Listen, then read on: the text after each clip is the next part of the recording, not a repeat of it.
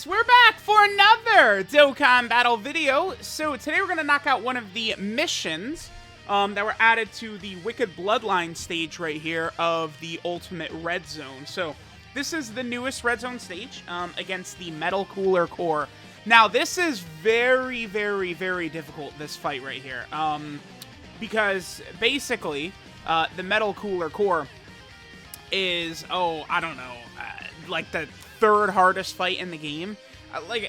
Just real fast, if I had to rank the difficulty of all the fights in the game, I would probably put Cellmax 1, I think Broly is 2, and then I think this is 3. This fight is very difficult.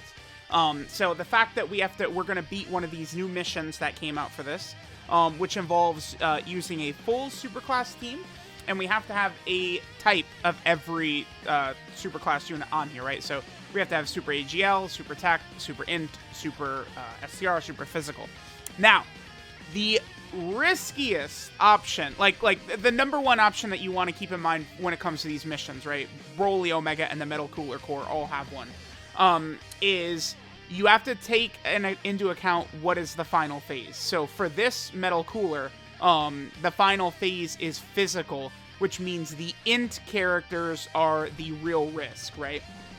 So you're going to want to be using very powerful int characters that can potentially take hits. I ended up running both Vegeta and Trunks as well as Namek Goku.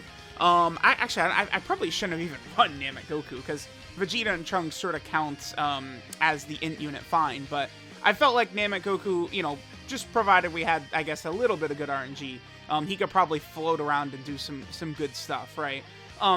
The other thing that happens in this fight is you get the opening round here against the Metal Cooler army, and they can double super these first 3 turns, right? Remember, we're stuck in this fight for the first 3 turns against them, and they can do a huge amount of damage. So you have to be very cautious in these early stages.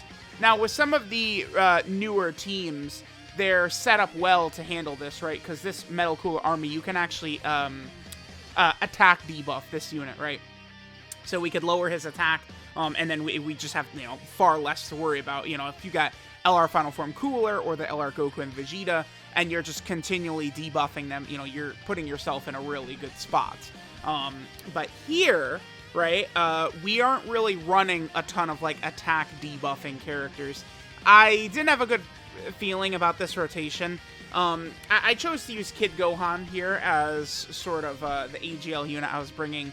A really good option in a lot of these Wicked Bloodline stages actually is AGL UI Goku, because I've found, especially, you know, I'm sort of like doing like a lot of these runs with a lot of these different 200% leads, trying to sort of like, you know, like sweep or no item a lot of these Red Zone stages.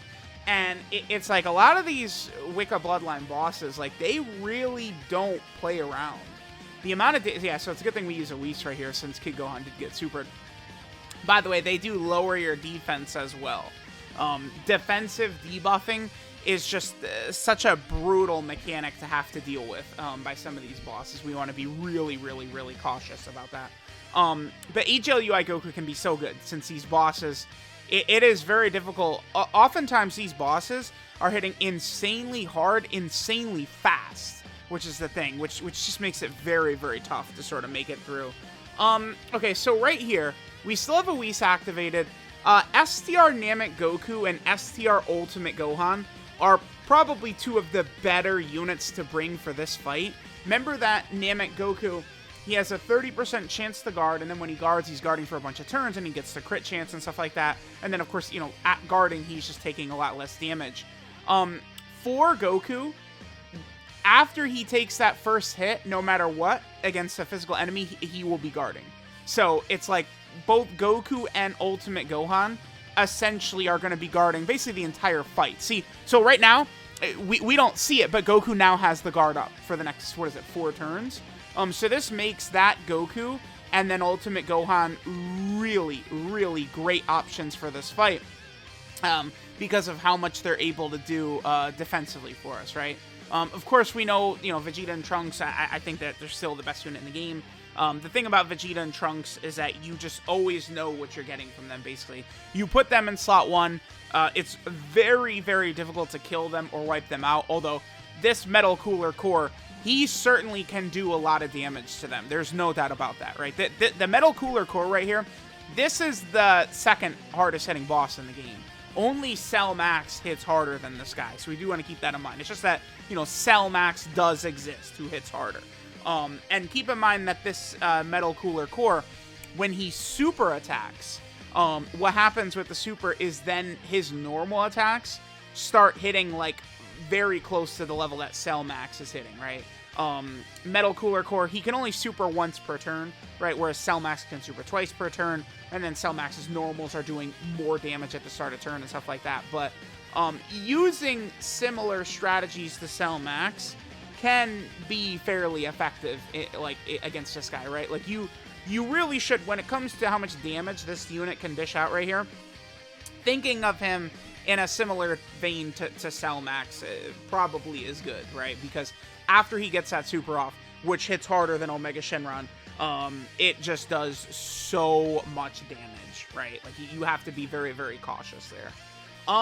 So by this point, because I just wanted to get the mission done, right? Like, you know, I brought the Goku family support memory, right? Remember that these support memories that give you the permanent buffs, it's just a gigantic advantage once you have it. Because we're mostly running a Goku family team, I just brought that Goku family one. So all of the Goku family characters, which is the entire team except for the Vegeta and Trunks units, they're getting buffed by that, right? I was not using the Vegeta family one, because that, of course, is not even out yet. There's Namek Goku with his guard, and then this Namek Goku right here. Again, I probably shouldn't have brought him, but, you know, it is what it is. If he gets a lot of super attacks off, a lot of stacks off, he could be fine, but, I mean, without an item, the damage, or the defense that Namek Goku's gonna need without an item against this Metal Cooler Core is, like, 700k plus, so it's like, we're gonna need a billion super attacks in order to actually be able to sort of hang in there, right? The other thing you want to keep in mind with this Metal Cooler Core here, he has a 60% chance to seal a unit on the rotation.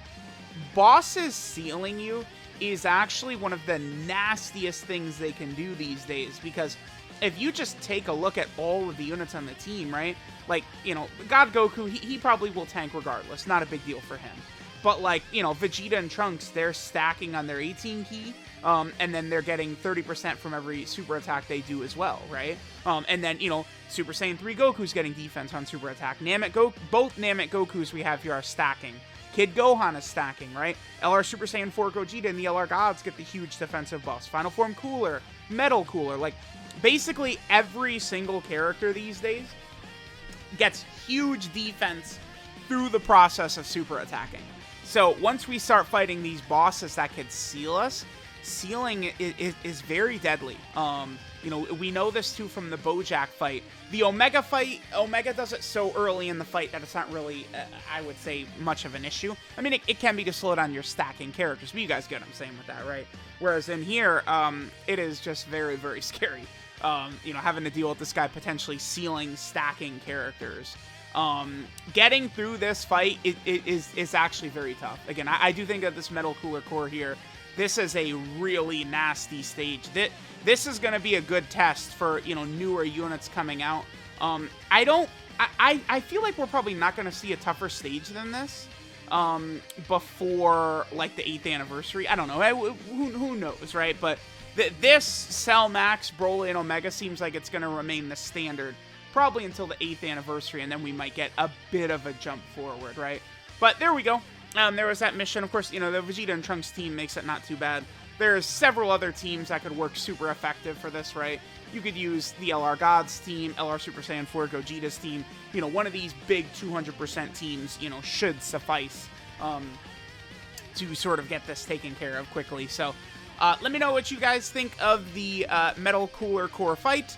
And the mission to, you know, get the guaranteed SSR ticket, you know, running the full super class team. We still have one more to go. We'll do the extreme class mission next time. So let me know what you guys think. Thanks for watching, and I'll catch y'all next time.